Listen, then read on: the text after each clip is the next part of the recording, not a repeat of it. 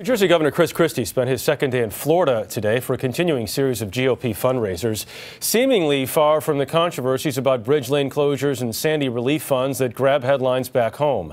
However, the questions have continued. We are joined in Washington tonight by Alexander Burns, senior political reporter for Politico. Alex, thanks for being with us. What's the outlook for the governor this evening?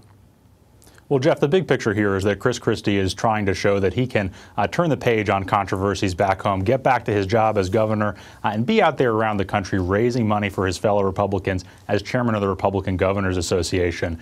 That's proving to be easier said than done. Down in Florida, he held a number of events for the governor, Rick Scott, who has a tough re-election campaign. He was followed around the state by the chair of the Democratic National Committee, and you have any number of controversies unfolding on the local level in Florida where Republicans have had to answer for their perceived connection to a governor who's fighting an investigation back home. Meanwhile, Alex, these explosive charges from the mayor of Hoboken, Dawn Zimmer, who claimed that Sandy aid would be tied to her potential support for a real estate deal. What do you make of those charges?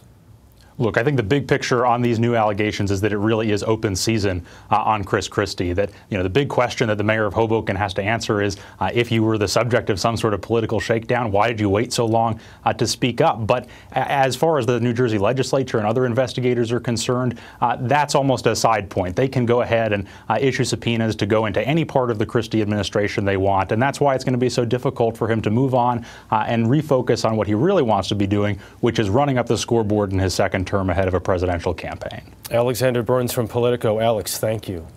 Thank you.